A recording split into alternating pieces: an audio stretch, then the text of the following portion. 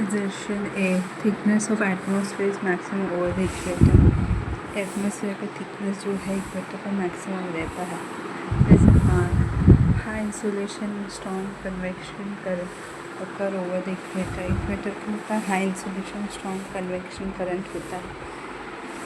Both A and R is individually true and R is the correct explanation of A. दोनों A और R true रहता है और R जो है करेक्ट एक्सप्लेनेशन है A का. We both A and R individually true but R is not correct explanation of A. दोनों A और R जो है ट्रू है लेकिन R जो है करेक्ट एक्सप्लेनेशन नहीं है A का. C. A is true but R is false. A true लेकिन R false. D. A false लेकिन R true है. A. Insolation or the solar radiation received by the Earth played a crucial role in driving atmospheric circulation by heating the surface unevenly. तो solar radiation जो अर्थ को मिलता है जिसको insolation बोलते हैं बहुत ही क्रूशल रोल निभाता है सरफेस में अनइवनली हीटिंग को सर्कुलेट करने के लिए. This create temperature and pressure difference which is turn influence the atmospheric thickness and convection pattern. इसकी वजह से टेम्परेचर और प्रेशर के बीच में फ़र्क आता है जो एटमॉस्फेरिक थिकनेस और कन्वेक्शन पैटर्न पर असर करता है. एजर्शन ए जो है ट्रू है. Thickness of the atmosphere is maximum over the equator. जो एटमॉस्फेयर का जो थिकनेस है मैक्सिमम रहता है इक्वेटर के ऊपर. The equator experience greater atmospheric thickness due to intense heating. Equator जो है वो ज़्यादा से ज़्यादा एटमॉस्फेरिक थिकनेस एक्सपीरियंस करता है इंटेंस हीटिंग की वजह से, causing air to expand and rise to higher altitude. तो इक्वेटर जो है ज़्यादा एटमॉस्फेरिक थिकनेस एक्सपीरियंस करता है हीटिंग. क्योंकि एयर हीटिंग की वजह से एयर एक्सपांड होता है और एल्टीट्यूड में ऊपर चला जाता है, increasing the vertical extent of the atmosphere. इसकी वजह से एटमॉस्फेयर का वर्टिकल एक्सटेंट बढ़ता है. Reason R is true. The equator receives a high level of insolation year round due to positions. Equator जो है उनको इंसोलेशन का साल भर का हाई लेवल मिलता है पोजीशन की वजह से. With the sun being directly overhead during the equinox and nearly overhead at other time. तो ये जो सन जो है डायरेक्टली ओवरहेड होता है इक्विनॉक्स के वक्त और वो उसके ऊपर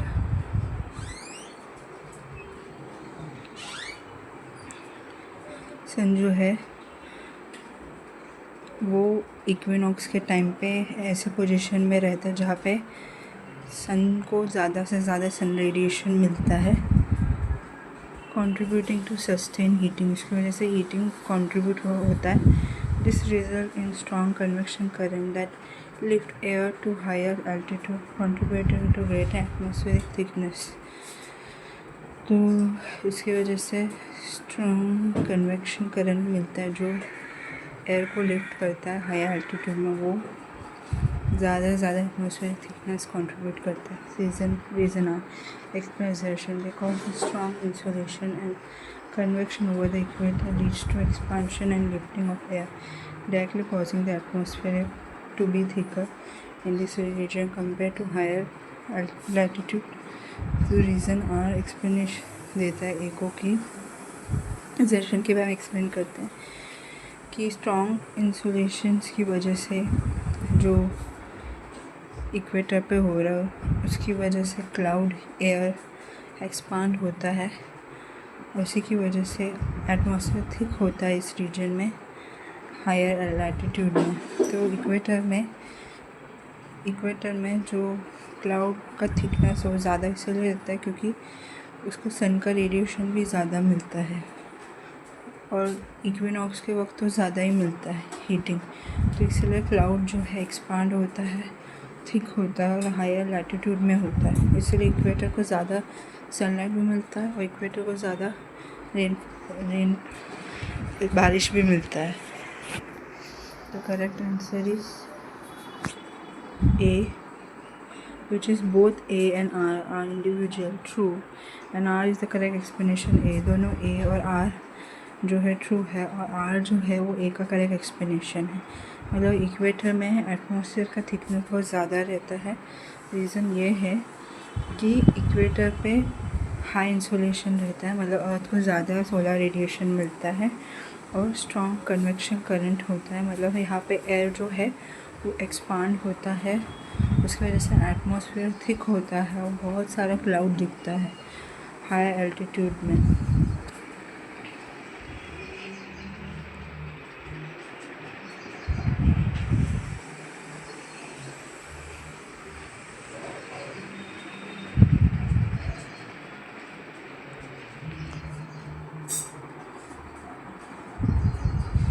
Reason R, explain assertion A, because the strong insolation and convection over the equator leads to the expansion and lifting of air, directly causing the atmosphere to be thicker in this region compared to higher latitude। तो strong insolation की वजह से equator पर convection होता है और air expand होता है, लिफ्ट होता है और उसकी वजह से एटमॉस्फेयर थिक होता है इस रीजन में कंपेयर टू हायर लैटिट्यूड में। Assertion A, the amount of moisture in the atmosphere is related to latitude। तो जो एटमॉस्फेयर में जो मॉइस्चर का अमाउंट जो रहता है रिलेटेड रहता है लैटिट्यूड से। Reason are, the capacity to hold moisture in the form of water vapour is related to temperature. तो वाटर जो मॉइस्चर के फॉर्म में रहता है रिलेटेड रहता है टेम्परेचर में। Both A and R are individually true and R is the correct explanation of A। दोनों A और जो है ट्रू है, R जो है करेक्ट एक्सप्लेनेशन है A का। Both A and R are individually true but R is not correct explanation of A। A और R ट्रू है लेकिन R जो है करेक्ट एक्सप्लेनेशन नहीं है A का।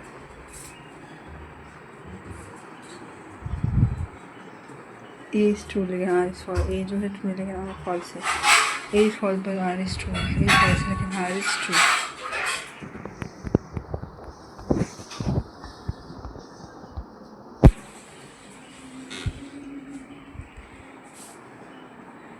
A, assertion A is true, the amount of atmospheric moisture vary with latitudes because the temperature difference across latitude influence evaporation and condensation। तो atmosphere moisture का amount जो रहता है वो अलग अलग रहता है लैटिट्यूड में, क्योंकि टेम्परेचर डिफरेंस जो रहता है लैटिट्यूड में वो इन्फ्लुएंस करता है इवापोरेशन और कंडेंसेशन को। ठीक है, तो एटमॉस्फेरिक मॉइस्चर जो है अलग अलग लैटिट्यूड में अलग अलग अमाउंट में रहता है, क्योंकि लैटिट्यूड में टेम्परेचर डिफरेंस अलग अलग लैटिट्यूड में अलग अलग टेम्परेचर होता है, उसकी वजह से इवापोरेशन कंडेंसेशन में फ़र्क पड़ता है। इसलिए अलग अलग लैटिट्यूड में एटमॉस्फेरिक मॉइस्चर भी अलग अलग होता है। Near the equator, high temperature, the increased evaporation rate allow the atmosphere to hold more water loss, resulting in near the equator, high temperature increases in evaporation rate. Increased evaporation rate allow the atmosphere to hold more water vapor। तो equator में temperature ज़्यादा होता है तो evaporation का speed भी ज़्यादा होता है, तो इसलिए ज़्यादा वाटर होल्ड करता है एटमॉस्फेयर में, रिजल्टिंग इन मॉइस्चर कंटेंट। इसकी वजह से मॉइस्चर कंटेंट ज़्यादा होता है। In polar region lower temperature reduce evaporation leading to minimum moisture in the air. तो इसकी वजह से पोलर रीजन में टेम्परेचर कम होता है, इवापोरेशन भी कम होता है, इसकी वजह से मॉइस्चर भी कम रहता है। तो पोलर रीजन में जो टेम्परेचर है कम है क्योंकि उसका लैटिट्यूड ज़्यादा है 90 डिग्री। तो जितना लैटिट्यूड ज़्यादा रहेगा उतना टेम्परेचर कम होगा, तो इवापोरेशन भी कम होता है और मॉइस्चर भी कम होता है। Then R is true. The capacity of air to hold moisture is directly related to temperature. Air capacity का मॉइस्चर को होल्ड करना रिलेटेड है कितना टेम्परेचर है। Warmer air has higher capacity to retain water vapour. जो गर्म हवा रहता है वो ज़्यादा से ज़्यादा वाटर वेपर को होल्ड कर सकता है। while the cold air can hold much less moisture. लेकिन कोल्ड एयर जो रहता है वो कम मॉइस्चर होल्ड कर सकता है। Since temperature in latitude dependent atmospheric moisture content is indirectly influenced by latitude. Temperature जो है वो लैटिट्यूड के ऊपर डिपेंड करता है और एटमॉस्फेरिक मॉइस्चर कंटेंट जो है वो इनडायरेक्टली इन्फ्लुएंस होता है लैटिट्यूड में। जैसे जैसे लैटिट्यूड चेंज होता है टेम्परेचर भी चेंज होता है। टेम्परेचर चेंज होता है तो एटमॉस्फेरिक मॉइस्चर कंटेंट भी चेंज होता है। तो यहाँ पे नॉर्थ पोल और साउथ पोल है 90 डिग्री। तो यहाँ पे टेम्परेचर बहुत कम है और जैसे जैसे इक्वेटर में जाएंगे तो लैटिट्यूड हो जाएगा 0। लैटिट्यूड हो जाएगा 0। तो यहाँ पे टेम्परेचर ज़्यादा है तो यहाँ पर वाटर कंटेंट भी ज़्यादा है। वार्म एयर है वो ज़्यादा मॉइस्चर को होल्ड कर सकता है।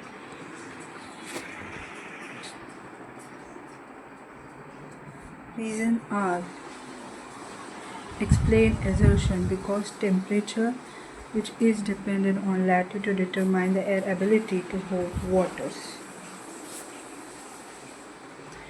तो टेम्परेचर जो है लैटिट्यूड के ऊपर डिपेंड करता है और उसी की वजह से एयर हवा जो है कितना मॉइस्चर होल्ड कर सकता है वो डिटरमाइन होता है। This explains the variation in atmospheric moisture content across latitude, with tropical region being more humid and polar region drier.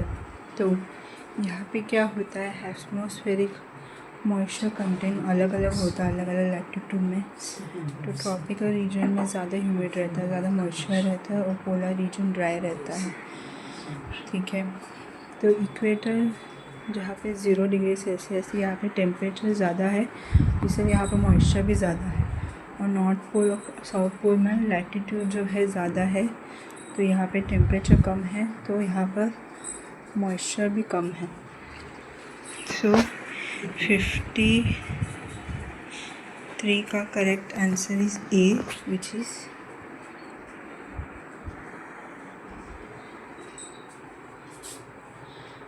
A. Both A and R is individual true and R is correct explanation of A. दोनों A R true है लेकिन R जो है A का correct explanation है। तो amount of moisture जो है वो लैटिट्यूड से रिलेटेड है और एयर जो है कितना मॉइस्चर को होल्ड कर सकता है, कितना वाटर वेपर होल्ड कर सकता है, टेम्परेचर के ऊपर डिपेंडेड है। 53 हो गया। 54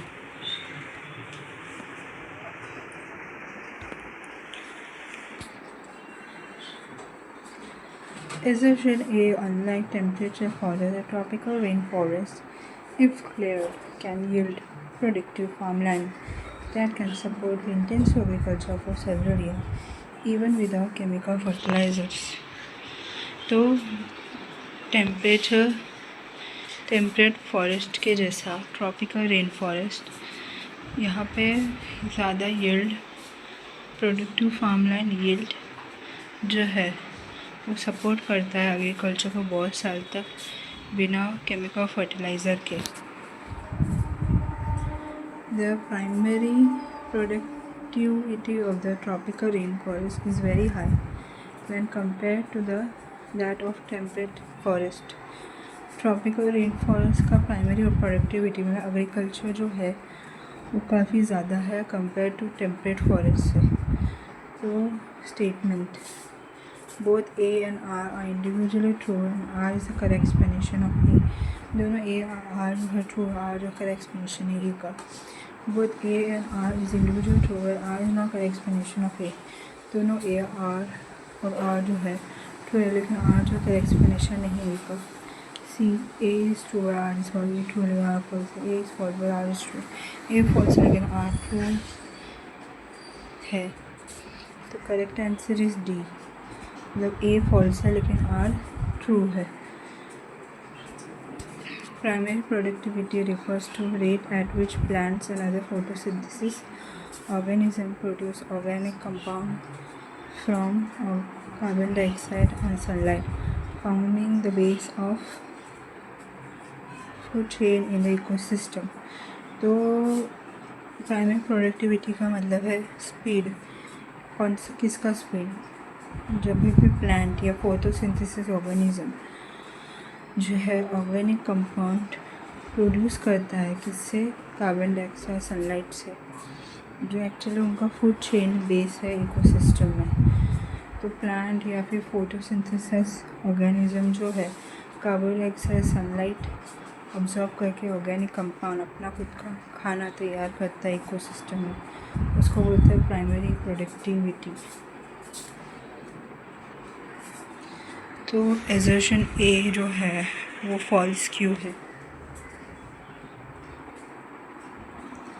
While temperate forest soils are generally richer in nutrients due to slower decomposition rates and seasonal leaf litters, tropical rainforest soil are nutrients poor। तो ए जो है फॉल्स है।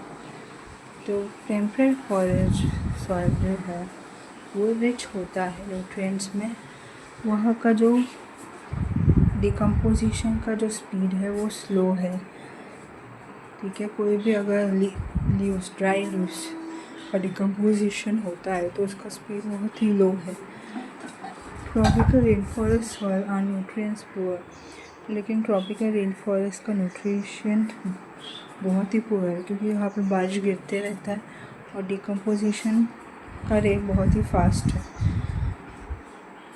और वहाँ पे इससे लीचिंग होता है। The rapid decomposition in tropical rain forest cause nutrients to be quickly absorb by the dense vegetation, leaving the soil itself infertile.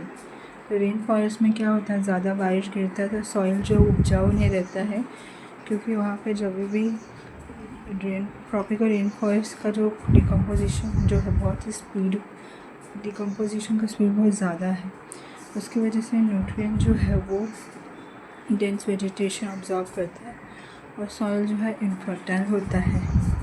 Once the forest is clear, the exposed soil is rapidly depleted due to erosions, and leaching from heavy rain makes sustain agriculture difficult without chemical input। एक बार forest को निकाल देंगे तो soil जो है वो rapidly deplete हो जाएगा इरोजन की वजह से। और अगर फॉरेस्ट अगर क्लियर करेंगे रेन फॉरेस्ट का तो सॉइल जो है वो ख़त्म हो जाएगा डिप्रेशन की वजह से और लीचिंग की वजह से, क्योंकि वहाँ ट्रॉपिकल रेन फॉरेस्ट में हेवी रेनफॉल होता है तो लीचिंग जो है कॉमन है और एग्रीकल्चर जो है वहाँ पे फिर बिना किसी केमिकल इनपुट्स के नहीं हो सकता है ट्रॉपिकल रेन फॉरेस्ट में। तो ए फॉल्स है, R is true. Primary productivity the rate at which plants convert sunlight into energy through photosynthesis of tropical rainforest is indeed very high compared to temperate forest। तो primary productivity मतलब speed जहाँ पर plant जो है sunlight को, carbon dioxide को energy में, food में कन्वर्ट कर देता है फोटोसिंथेसिस में, तो ये primary productivity tropical rain forest में कुछ ज़्यादा ही होता है कंपेयर टू टेम्परेट फॉरेस्ट में। This is due to consistent warm temperature, high rainfall and abundant sunlight year round, which promote continuous plant growth। So यहाँ पे इक्वेटर में टेम्परेचर, ट्रॉपिकल रेन फॉरेस्ट में टेम्परेचर ज़्यादा रहता है तो ज़्यादा बारिश गिरता है, क्योंकि यहाँ पे सनलाइट भी ज़्यादा रहता है पूरे साल भर। तो इसीलिए यहाँ पर प्लांट ग्रोथ कंटिन्यूसली होता है। यहाँ पे बहुत बड़े बड़े झाड़ रहते हैं, लेकिन छोटे छोटे पौधे आपको दिखाई नहीं देंगे। However, this high productivity is linked to the forest ecosystem, not the soil fertility। लेकिन ये प्राइमरी प्रोडक्टिविटी जो है फॉरेस्ट इकोसिस्टम से रिलेटेड है, ना कि सॉइल फर्टिलिटी से। सॉइल फर्टिलिटी अलग है। सॉइल फर्टिलिटी डिपेंड करता है कि प्लांट जो है वो डिकम्पोज होगा तो कितने स्पीड में होगा। जो प्लांट में डिकम्पोजिशन थोड़ा स्लो है वो सॉइल ज़्यादा फर्टाइल होगा। तो जो प्लांट का डिकम्पोजिशन का स्पीड बहुत ज़्यादा है वहाँ पे ज़्यादा वो सॉइल ज़्यादा फर्टाइल नहीं होगा, क्योंकि वहाँ पे रेनफॉल ज़्यादा होता है टेम्परेचर ज़्यादा होने की वजह से, और इसलिए वहाँ पे लीचिंग होता है और सॉइल का इरोजन हो सकता है। और वहाँ पे ट्रॉपिकल रेन फॉरेस्ट में एग्रीकल्चर करना मुश्किल है कंपेयर टू टेम्परेट फॉरेस्ट से। So correct answer is D, which is A is false but R is true. तो tropical rain forest if clear can yield productive farmland that can support intensive agriculture for several years even without chemical fertilizer। वो गलत है। Tropical rain forest का decomposition ज़्यादा होता है और वहाँ पे बिना किसी केमिकल का एग्रीकल्चर करना इम्पॉसिबल है, क्योंकि वहाँ पर प्लांट का डिकम्पोजिशन जो है ज़्यादा रहता है। वहाँ पे ज़्यादा लीचिंग भी होता है ज़्यादा रेन फॉरेस्ट की वजह बारिश की वजह से। लेकिन टेम्परेट फॉरेस्ट में एग्रीकल्चर हो सकता है। The primary productivity of tropical rainforest is very high when compared to that of temperate forest। लेकिन ट्रॉपिकल रेन फॉरेस्ट का प्राइमरी प्रोडक्टिविटी ज़्यादा है कंपेयर टू टेम्परेट फॉरेस्ट से। मतलब प्लांट जो है सनलाइट और कार्बन डाइऑक्साइड को फटाफट स्पीड में एनर्जी में या फूड में कन्वर्ट कर सकता है। रेन फॉरेस्ट में वो करेक्ट है कंपेयर टू टेम्परेट फॉरेस्ट से।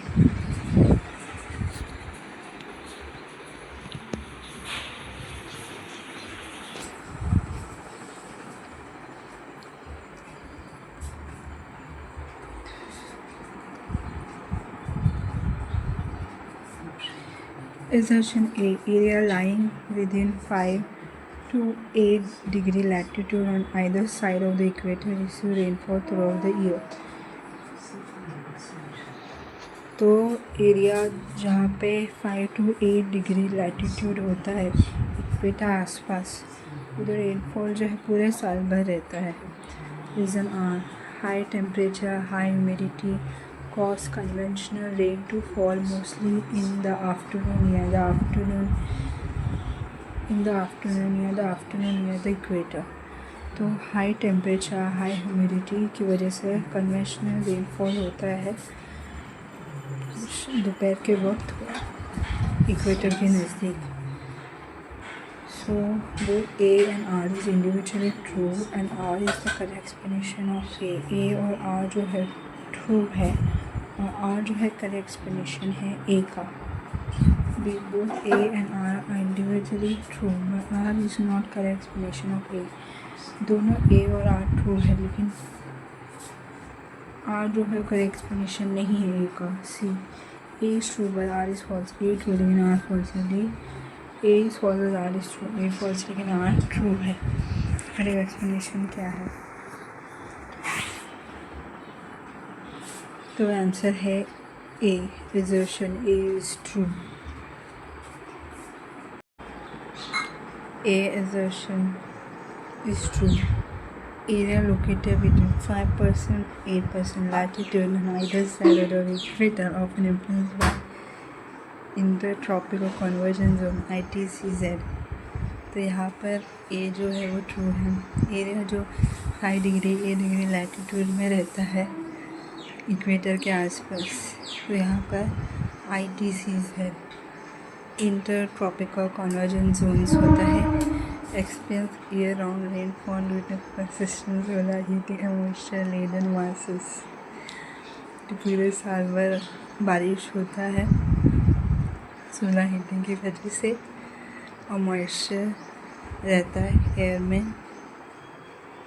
The ITCZ intertropical convergence zone.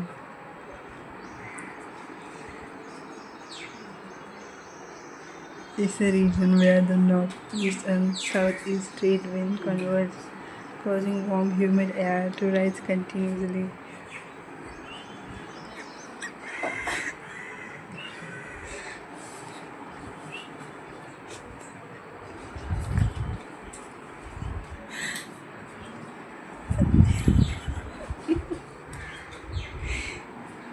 Intertropical convergence region में रहता है। ये रीजन है जहाँ पे नॉर्थ ईस्ट साउथ ईस्ट जो है कन्वर्ज करता है, वो वार्म होता है, ह्यूमिड एयर रहता है continuously. The rising air cool and condense leading to frequent cloud formation and precipitation.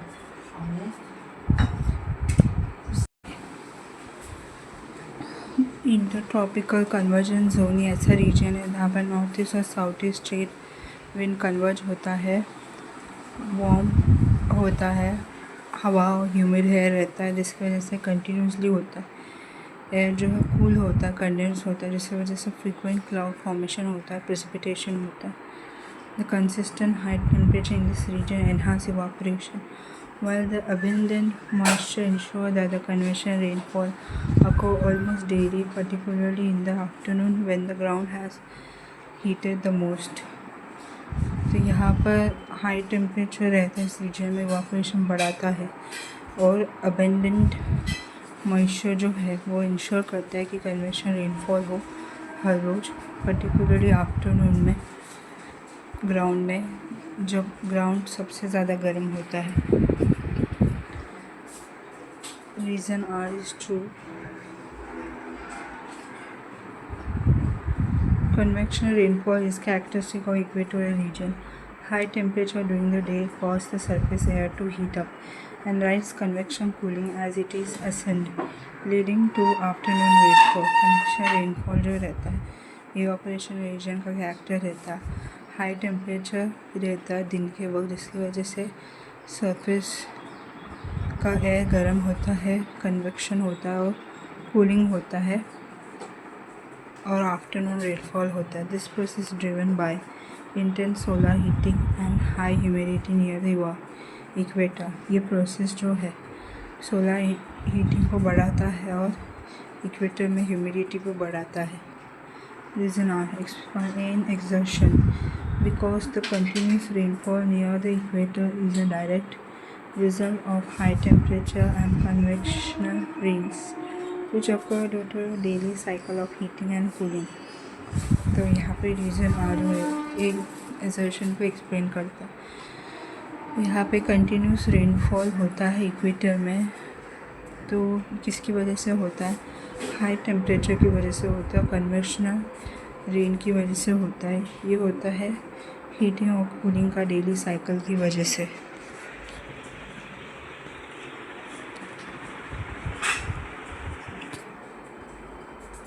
Which one of the among the following cover the highest percentage of forest in area in the world? कौन सा जो है world में highest percentage forest होता है? A is temperate coniferous forest, A temperate coniferous forest होता है, B temperate deciduous forest, temperate deciduous forest होता है, C tropical monsoon forest, tropical monsoon forest होता है, डी ट्रॉपिकल रेन फॉरेस्ट होता है। तो answer is A which is correct, temperate coniferous forest.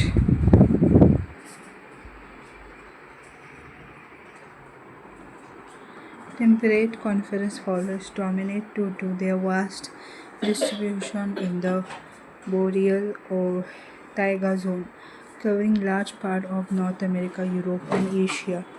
तो यहाँ पे टेम्परेट कॉनिफरस फॉरेस्ट जो है वो डोमिनेट होता है बोरियल या फिर टाइगा जोन जिसे अरिड जोन बोलते हैं, ठंडा रेगिस्तान जो कवर करते हैं नॉर्थ अमेरिका, यूरोप और एशिया को। They thrive in cold climate and represent the largest biome by area, accounting for the highest percentage of forest cover worldwide। तो ये कोल्ड क्लाइमेट में होता है, जहाँ पे इस एरिया में बहुत बड़ा बायोम होता है और फॉरेस्ट कवर जो है पूरी दुनिया में ज़्यादा परसेंटेज में रहता है। ऑप्शन बी, सी और डी इनकरेक्ट है। Temperate deciduous forest found in area with distant seasons like Eastern North America, Europe, and East Asia, but their global covering is smaller than that of coniferous forest. Temperate deciduous forest ये जो forest जो है ऐसे area में मिलता है जहाँ पे ईस्टर्न नॉर्थ अमेरिका में होता है, यूरोप में होता है, ईस्ट एशिया में होता है, लेकिन ग्लोबल कवरेज जो है छोटा है कंपेयर टू कॉनिफरस फॉरेस्ट से. Tropical monsoon forest found in the region with monsoon climate, seasonal rainfall like a part of Asia and Africa. They cover a small area compared to temperate coniferous forest. Tropical monsoon forest ये ऐसे reason मिलता है जहाँ पर monsoon climate रहता है, seasonal rainfall होता है. जैसे एशिया एंड अफ्रीका में बहुत बारिश गिरता है क्योंकि बहुत ज़्यादा हाई टेम्परेचर होता है और सनलाइट भी बहुत मिलता है. और यहाँ का ये फॉरेस्ट का एरिया भी छोटा रहता है compare to temperate coniferous forest से.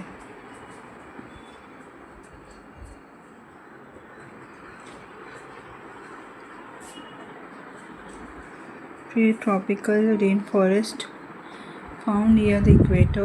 These forests are rich in biodiversity but are geographically restricted to regions like Amazon basin, Congo basin and Southeast Asia. Tropical rain forest जो है इक्वेटर के नज़दीक मिलता है. ये फॉरेस्ट रिच है biodiversity में, लेकिन ये जोग्राफिकली रिस्ट्रिक्टेड जगह है. मतलब ये कुछ ही जगह में मिलता है, अमेज़न बेसिन, कॉन्गो बेसिन और साउथ ईस्ट एशिया में मिलता है. So correct answer is A, which is temperate coniferous forest. जहाँ पे temperate coniferous forest ये दुनिया का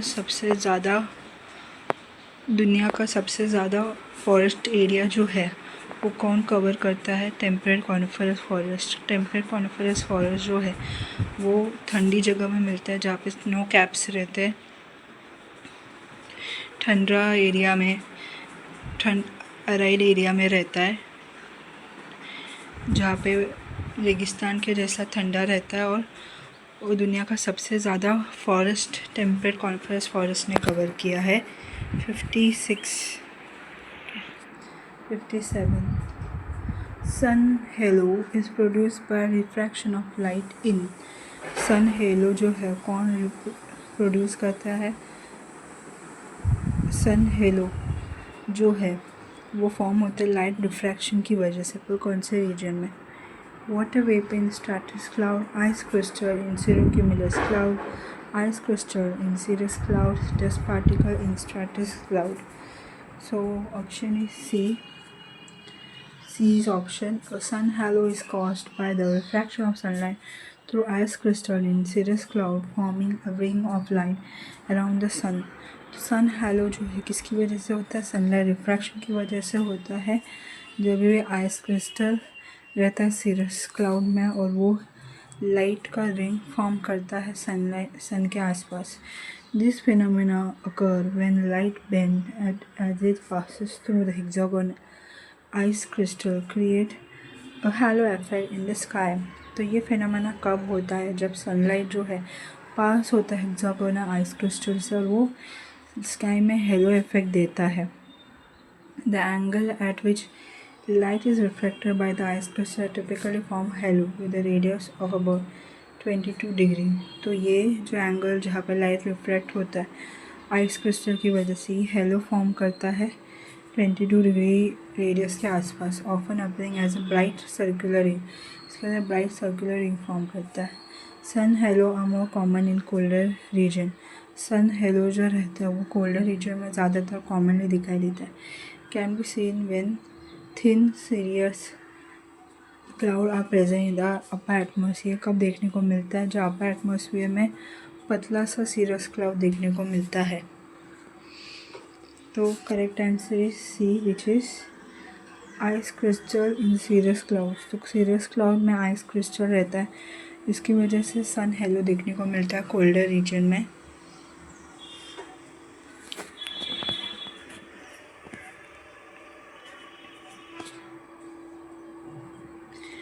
Option A, B and D are incorrect. Water vapor in stratus cloud. Stratus cloud are low level cloud.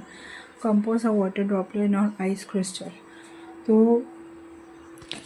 Water vapour जो stratus cloud में है, स्ट्रेटस cloud जो है उसका लो लेवल क्लाउड है जो वाटर ड्रॉपलेट से बनता है, ना कि आइस क्रिस्टल से। Ice crystal in cirrocumulus clouds. Cirrocumulus clouds are not as common for halo formation as cirrus cloud. Ice crystal जो सीरोक्यूमुलस क्लाउड में मिलता है, सीरोक्यूमुलस क्लाउड जो है ज़्यादा कॉमन नहीं रहता जैसा हैलो फॉर्मेशन होता है सीरस क्लाउड में। Dust particle in stratus cloud. Dust particle जो स्ट्रेटस क्लाउड में देखने को मिलता है, dust does not cause refractive effect required for halo. Sun halo के लिए अगर डस्ट पार्टिकल स्ट्रेटस क्लाउड में मिलता है, सन हेलो जो है डस्ट की वजह से नहीं बनता है, क्योंकि डस्ट जो है वो रिफ्रैक्टिव इफेक्ट नहीं करता है।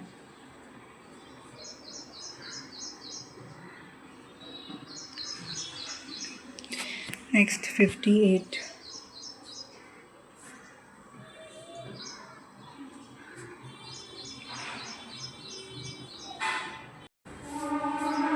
Consider the following statements.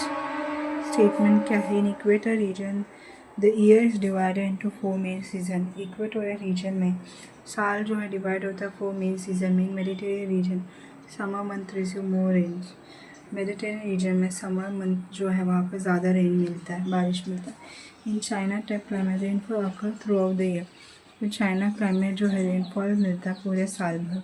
Tropical highland exhibit vertical zonation of different climate. Tropical highland जो है वर्टिकल जोनेशन रहता है अलग अलग क्लाइमेट में। Which of the statement are correct? Statement जो है उसमें से कौन सा करेक्ट है? So A is 1, 2, 3 and 4, B is 1, 2 and 3, C is 1, 2 and 4, D 3 and 4.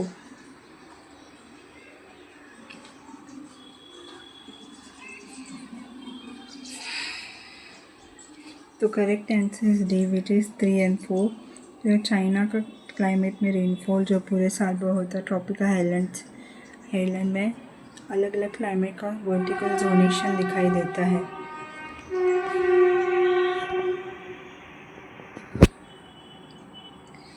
तो डी स्टेटमेंट 1 में रहता है incorrect. Equatorial regions generally experience 2 main seasons, a wet season due to intense convection rainfall and a dry season caused by temporary shift in wind patterns. This region do not have 4 distinct seasons like temperate zones. Season 1 is incorrect. Equatorial regions जो है 2 main seasons experience करता है। एक wait season जो intense convection rainfall experience करता है, दूसरा dry season जो टेम्पररी शिफ्ट विंड पैटर्न में एक्सपीरियंस करता है। रीजन जो है उसमें 4 अलग अलग सीज़न होते हैं, temperate zones. Statement 2 is incorrect. Statement 2 incorrect है। In Mediterranean climate, summer are dry due to dominance of subtropical high pressure system, while winter are wet due to cyclonic activities. तो summer 2 जो है incorrect रहता है। Mediterranean climate जो है, Mediterranean climate जहाँ पर समर जो है ड्राई रहता है और सब ट्रॉपिकल हाई प्रेशर का सिस्टम डोमिनेट करता है, तो ये विंटर जो है वेट होता है साइक्लोनिक एक्टिविटी की वजह से। This climate is commonly found in area like southern California, part of Australia and Mediterranean basin itself. ये क्लाइमेट जो है इस सदर्न कैलिफोर्निया में देखने को मिलता है, ऑस्ट्रेलिया के पार्ट में देखने को मिलता है, मेडिटेरियन बेसिन में देखने को मिलता है। So statement 3 is correct. China climate, China type climate rainfall occur throughout the year. China type climate में रेनफॉल हमेशा होते रहता है पूरे साल में। Climate is known as humid sub tropical climate. China type के क्लाइमेट को क्या बोलते हैं? Humid sub tropical climate and is typical of region like southern China, Taiwan and a part of southern east United State. तो humid sub tropical climate जो है south China, Taiwan और southern east United state में देखने को मिलता है। Statement 4 is correct. Tropical highland show vertical zonation of climate where altitude impact temperature and vegetations. Tropical highland जो है करेक्ट आंसर है, क्योंकि यहाँ पे क्लाइमेट का जोनेशन होता है। एल्टीट्यूड जो है टेम्परेचर वेजिटेशन पे इम्पैक्ट करता है। Example in the Andes condition transition from tropical climate at the lower elevation to temperate alpine climate at higher altitudes.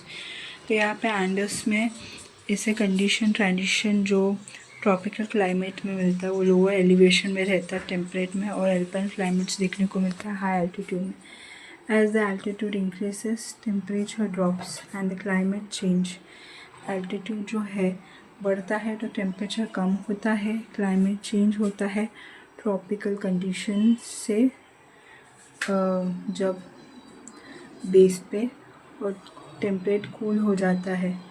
या फिर अल्पाइन क्लाइमेट में टेम्परेचर हायर एलिवेशन होता है। जैसे जैसे एल्टीट्यूड बढ़ता है वैसे वैसे टेम्परेचर जो है कम होता है अल्पाइंस में और टेम्परेट अल्पाइन क्लाइमेट्स में।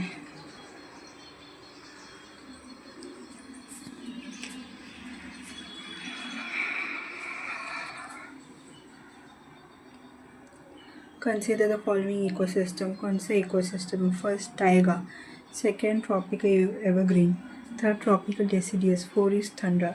The correct sequence is decreasing order of the albedo value of this ecosystem. तो ये जो फॉरेस्ट जो है taiga, tropical evergreen, tropical deciduous, tundra, ये सब फॉरेस्ट जो है इसमें से डिक्रीजिंग इकोसिस्टम का सबसे डिक्रीजिंग ऑर्डर कौन सा है?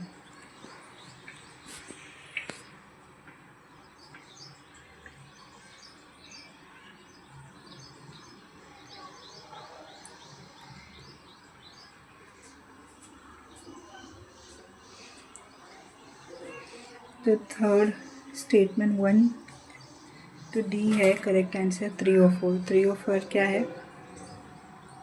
नहीं sorry, the correct answer is B which is 4, 1, 3, 2। तो 4 थंड्रा, थंड्रा में पूरा का पूरा आइस कैप से पूरा ज़मीन आइस से भरा हुआ है, वहाँ पर फॉरेस्ट ना के बराबर है। फिर आता है 1 टाइगा, टाइगा भी राइट रेगिस्तान जैसा स्नो है, ठंडा रेगिस्तान है, वहाँ पे फॉरेस्ट है कॉनिफरस, पर वहाँ पर भी आइस कवर्ड है। फिर आता है 3 ट्रॉपिकल डेसिडियस, ट्रॉपिकल डेसिडियस ठीक है, यहाँ पे आइस नहीं है। और फिर सेकेंड में आता है ट्रॉपिकल एवरग्रीन, ट्रॉपिकल एवरग्रीन में तो बारिश गिरता है, आइस तो नहीं रहता। So B albedo is the measure of a surface reflectivity with the higher albedo indicating greater reflection of sunlight. Albedo जो है वो क्या मेजर करता है? सरफेस में सरफेस जो है कितना सनलाइट को रिफ्लेक्ट करता है, तो उसको मेजर करने के लिए एल्बेडो यूज़ करता है। और जितना ज़्यादा एल्बेडो रहेगा वहाँ पे एरिया में वो एरिया, तो वहाँ पे उस एरिया में सनलाइट का रिफ्लेक्शन सबसे ज़्यादा होता है।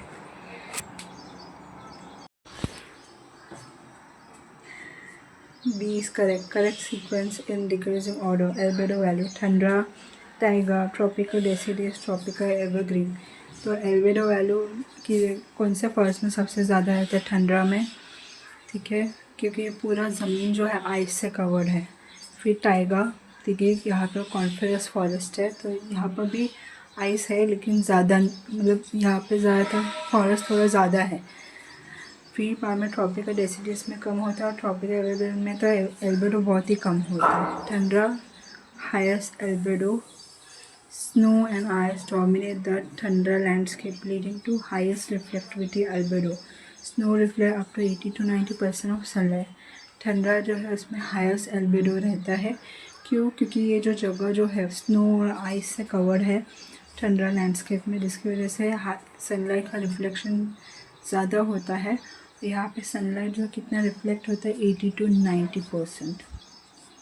Tiger second highest albedo, tiger जो है उसमें एल्बेडो बहुत सेकेंड हाईएस्ट रहता है। टाइगर और boreal forest have low albedo than tundra but it reflect sunlight during snowy winter. तो टाइगर में क्या रहता है? ये जो फॉरेस्ट जो है यहाँ पे कॉनिफरस फॉरेस्ट है, यहाँ पे एल्बेडो कम है कंपेयर टू टंड्रा से, लेकिन तो भी सनलाइट रिफ्लेक्ट करता है स्नोवी विंटर की वजह से। Dense coniferous forest combined with snow leads to moderate albedo. Taiga जो है बोरियल फॉरेस्ट, यहाँ पे कॉनिफरस फॉरेस्ट बहुत ज़्यादा है, भले स्नो कवर्ड है लेकिन कॉनिफरस फॉरेस्ट ज़्यादा है, तो इससे एल्बेडो कम है या मॉडरेट है कंपेयर टू टंड्रा से। यहाँ पे टंड्रा में क्या फॉरेस्ट कम है लेकिन आइस ज़्यादा है।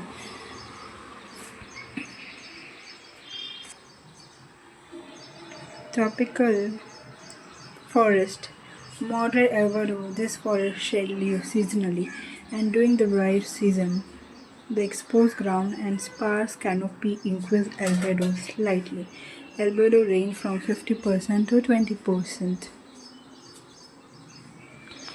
तो ट्रॉपिकल डेसिडियस फॉरेस्ट में मॉडरेट एल्बेडो रहते हैं। ये फॉरेस्ट जो है यहाँ पे पत्ते जो है सीजनली गिरते हैं, तो ड्राई सीजन्स के वक्त ये ग्राउंड में एक्सपोज होता है और यहाँ पे कैनोपी जो है बढ़ता है, और इसीलिए एल्बेडो जो है बहुत कम है। एल्बेडो जो है 15 से 20% कम है।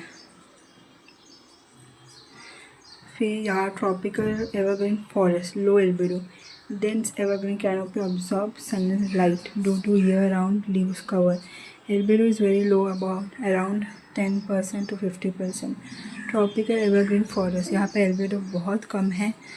यहाँ पे evergreen forest जो है बहुत ज़्यादा है, मतलब फॉरेस्ट बहुत ज़्यादा है और सनलाइट भी बहुत गिरता है, तो ऑब्वियसली स्नो तो नहीं रहेगा और पूरे साल भर ज़मीन जो है लीव से कवर रहता है। तो यहाँ पे एल्बेडो जो है 10% to 15% बहुत ही कम है।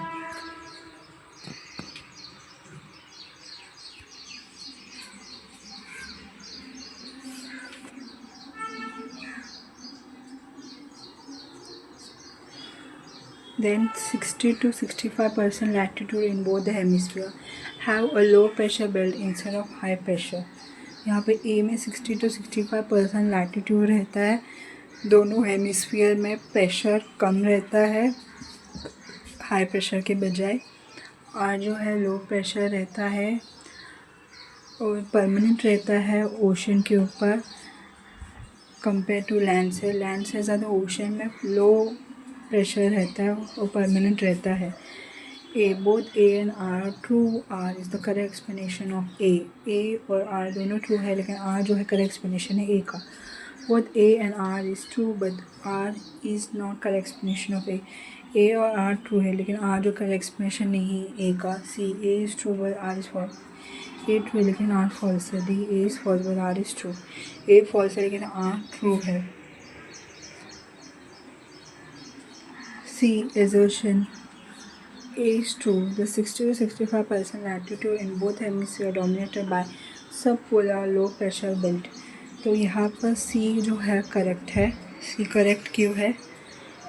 A is true but R is false, क्योंकि 60 to 65% लैटिट्यूड दोनों हेमिस्फीयर में रहता है, नॉर्दर्न और सदर्न हेमिस्फीयर में। ये डोमिनेट होता है सब पोलर लो प्रेशर बेल्ट की वजह से, where cold polar easterlies meet warm westerlies creating zone of coverage। इसकी वजह से कोल्ड पोलर ईस्टर्लीज मिलता है वार्म वेस्टर्लीज से, जो जोन कवरेज क्रिएट करता है। This leads to rising air and low pressure conditions. की वजह से एयर बढ़ता है, प्रेशर कम होता है। Reason R is false. While ocean generally have a more stable pressure pattern due to their thermal inertia, low pressure system in subpolar region are not restricted to oceans and can also occur over land, especially in the area influenced by the westerlies and cyclonic activity। तो regions are जो रहता है यहाँ पे, ocean में pressure कम रहता है लेकिन परमानेंट रहता है। ओशन जो रहता है ज़्यादा स्टेबल प्रेशर रहता है थर्मल इनर्शिया की वजह से, लो प्रेशर सिस्टम की वजह से, जो सब पोलर रीजन में लेकिन रिस्ट्रिक्टेड नहीं रहता है ओशन में, और वो बार बार लैंड में आते रहता है प्रेशर्स। तो लो प्रेशर जो रहता है वो ज़्यादातर सब ट्रॉपिकल रीजन में होता है, लेकिन रेस्ट्रिक्टेड नहीं रहता ओशन में। ओशन में जो प्रेशर रहता है बहुत स्टेबल रहता है थर्मल इनर्शिया की वजह से, और सब पोलर रीजन में लो प्रेशर सिस्टम रहता है लेकिन रिस्ट्रिक्टेड नहीं रहता ओशन में। और ज़्यादातर लैंड में बार बार प्रेशर आते रहता है ऐसे एरिया में जहाँ पे वेस्टर्लीज और साइक्लोनिक एक्टिविटी होते रहता है।